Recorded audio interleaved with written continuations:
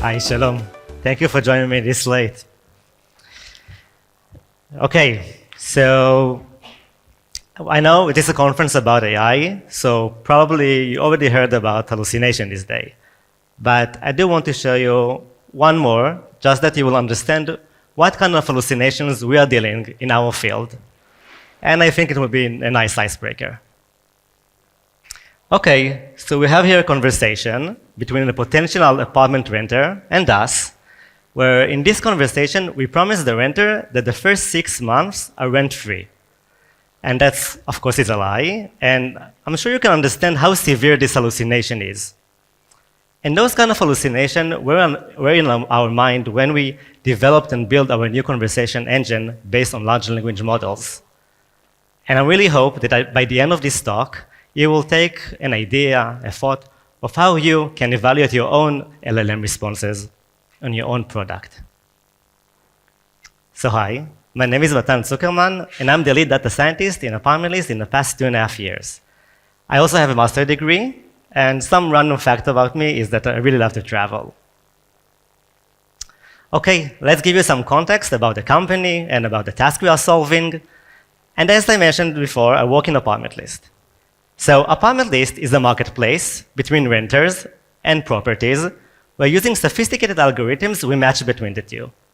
Basically, we help renters finding the new home. Now, ApartmentList is one of the biggest marketplaces in the United States with more than 6 million available units. And we already helped millions of renters in their search for a new place. Now, what is the task we are trying to solve? This one is the communication one between the properties and the renters. And we do it using Leah, our AI agent. Leah is responsible to answer all the questions the renter have about the property. But also, Leah is not just a chatbot. Leah can actually do real-life actions, such as scheduling tours for the renters.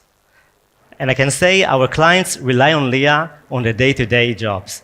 If Leah, let's say, will schedule a tour in the wrong date, our clients will be really, really angry about us. In addition, Leah is proactively nurturing the conversations, which means Leah is pushing the renters to do actions. So she's kind of a sales agent also. Okay. So just before we will talk about how we evaluate and validate our own LLM responses, we have to talk about the architecture of our LLM conversation engine. So how does it work? We get a message. It can be from email, SMS, it can be a phone conversation, or just regular chatbot. And this message goes to our LLM conversation engine, which is also connected to our database. In the database, we have all the information about the renter, we have the information about the property, and when combining all of them, we can generate the response, the final response to the user, in addition to other parameters for the backend operation, because as I just mentioned before, we also can do real-life actions. But let's dig into the LLM conversation by following this flow. Okay, so I got a message from a renter. I want to tour tomorrow, and I have a dog. And this message goes to the dispatcher. Now, the dispatcher is an algorithm that decides which LLM prompt should it use. And why is it? Because in ApartmentList, we decided to go by the phrase divide and conquer, which basically means we want that each LLM prompt will only do one task.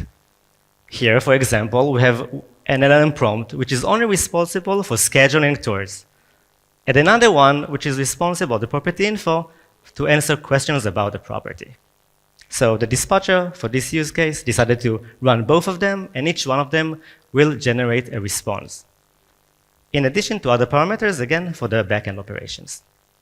So this response will go to the composer, another LLM prompt, which its task is to aggregate all the responses from all the other LLM prompts and craft the final message to the user. So this message, including all the parameters, will go to the inference eval. And here, basically, we determine if the response and the parameters are good or not. If they are good, perfect, we will send a message to the user, and in some use cases, we also will do the real-life action. But here it comes to my first question. How do you determine if a model response is good or not? And here the goal is to find criteria that you can measure their quality, and by that get the quality of your response. In ApartmentList, we decided to go by those 4 criteria. The first one, the data have to be accurate, which means no hallucination, everything as it is in the database. The second one, that the response parameters should be valid. That means the Boolean parameters should be Boolean. The date parameters should follow the date format, and so on. The third criteria is that it needs to be a consistency between the parameters and the response. Let's say I'm promising the renter that I'm going to schedule them a tour for tomorrow, and then the parameters that I will send to the backend do not align with what I said, then the renter will be very upset, and that's really bad. And finally, there needs to be a positive impact on the user from the message. Okay, perfect. We have our 4 criteria. And if you remember, I said we need to measure them. So how do we do it? Now, I'm sure you'll not be surprised, but one way we do it is using our tagging team. Each day, our taggers tag some constant metrics, such as the UX score, if there was hallucination or not, parameter inconsistency, and so many more. They're also tagging us dynamic labeling, which basically that means if the taggers see a trend or issue in the data, and they want us to get familiar with it, so they can use an existing or a new label, and then we can calculate its distribution over time. That really helps us prioritize fixes and even adding new features to the product. Now, our appetite is huge, and yes, I would like them to tag many, many more things. But as we all know, tagging can be very time-consuming. So you always need to think about prioritization and how to maximize what you can get from the taggers. Okay, so with the tagging, we get a really good signal about the quality of your LLM response. But that's really only a drop in the sea of how we look at all our evaluation process. Now, this process can be separated into 2 sections. The inference, which is the production time, and the offline. Now, in inference time, in production, the key is latency. Here we want to respond to the user as fast as we can. Sometimes it's even in 3 seconds. Now, because of that, I can't do all the checks that I want in order to avoid hallucinations reaching through the user. So I only can do a subset of them. And let's see how we succeed successfully avoiding most of the hallucination and issues coming from the LLM reaching to the users. So if you remember, we get a message from the renters. It goes to the LLM conversation engine, which generates a response. This response will go by 2 steps. The first one is assertions. Assertions basically are sanity checks. Here we check that the basic structure of the response is exactly as we expect it to be.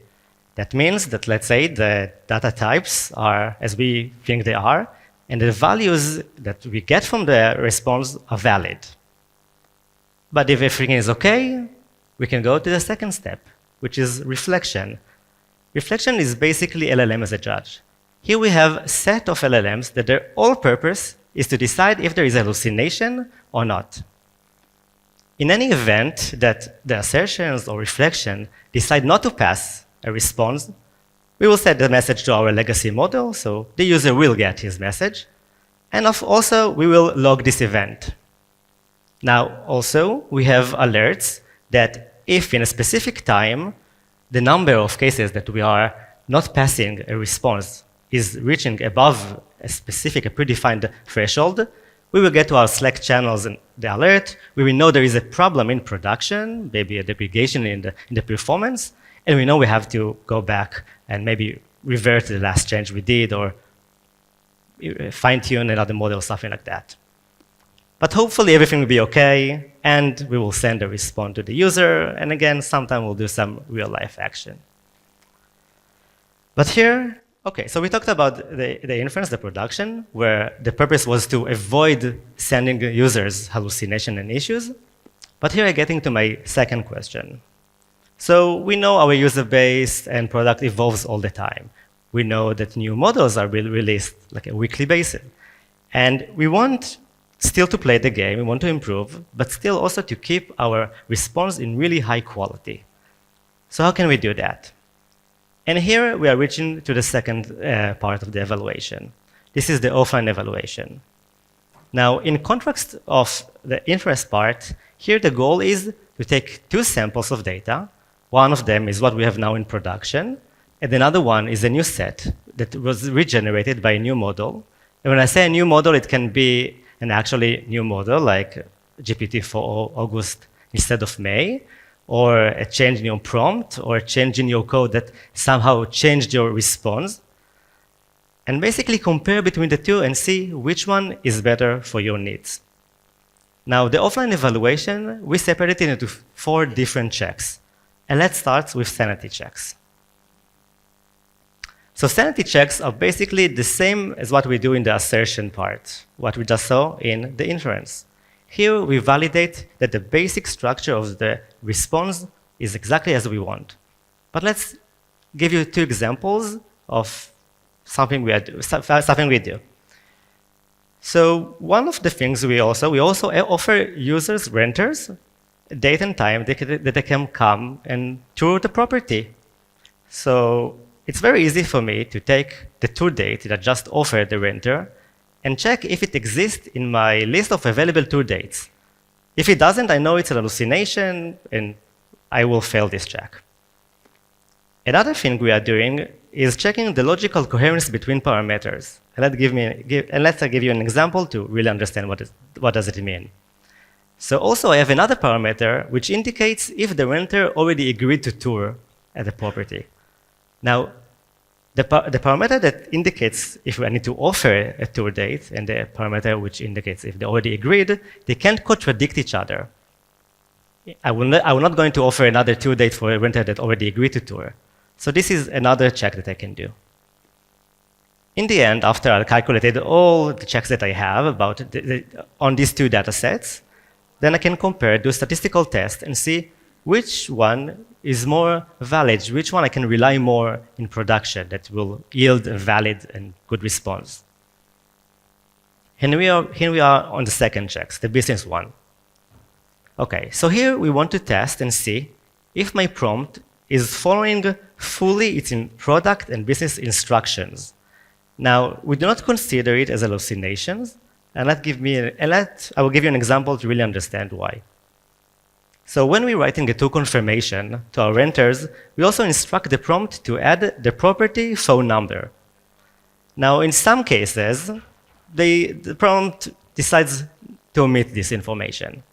Now, the tour confirmation itself, the message is fine. There's no line there. Like, it's almost perfect. But it's not exactly as what we want from the product itself.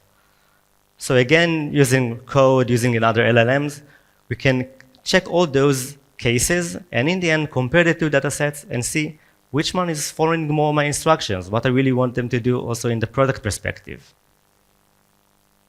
The third one is the distribution checks. Here, my main goal is to see if there is a change or not in behavior between the 2 data sets, mainly for my Boolean, categorical, even sometimes my textual parameters. And why is that? Let's say I only change my model from GPT-4o May to August. My prompt is the same. And we remember I have a parameter which indicates a Boolean 1 if a renter agreed to tour or not. So changing the model itself, I don't expect that the distribution of the true values will change. And if it is, so I know that the understanding of the model is different. And while I don't know which one is better, for sure I know that if I will just now implement it in production, I will expect a different behavior. And that is something I'm afraid of. So we need to go investigate more. Okay, so right now we spoke about 3 different checks. All of them do not require any labeled data, and still you can get so much insights from just using them. So even you can just do it tomorrow on your own data. But we remember we have a tagging team, and we do want to maximize them. So we have the 4th checks, which are the supervised one. Now, for some parameters, such as the Booleans, we can calculate the recall precision and other classification metrics. But for others, when we don't have the golden state of what is true, such as, let's say, I offered Monday as a tour date and potential tour date for the renter, but the renter told me in the previous message they can come on Monday, so I know it's not good. So I only know that if I'll regenerate this date, like the new model will again offer this date, it's an error, it's not good. So I can calculate how many times I repeat errors. Also, I know all these responses where the taggers told me everything is good, so I do want to be similar to them. So I can also calculate stability rate. When looking on those 4 checks, you really can get a good sense of how your model is, how your new model is acting compared to the one you have in production. Let's talk about the benefits of our offline approach. So first of all, we exploit unlabeled data.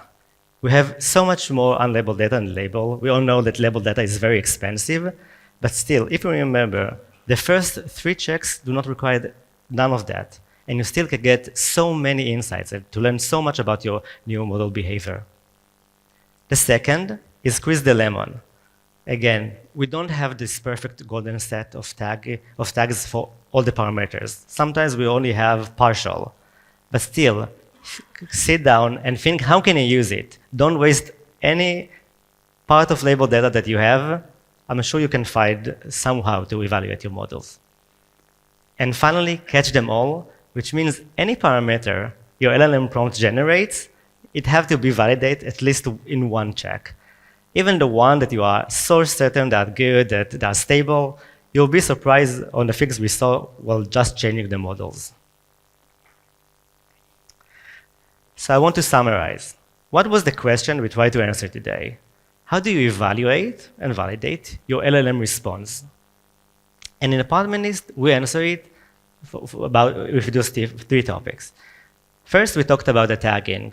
With tagging, you really get a great signal about the quality of your responses. It also helps us to prioritize fixes and adding new features to our product. We also talked about the inference alerts, which basically means how to block hallucinations from reaching the user in real time. Also, with adding alerts, you always have an eye on what's happening in production. And finally, we talked about the offline evaluation.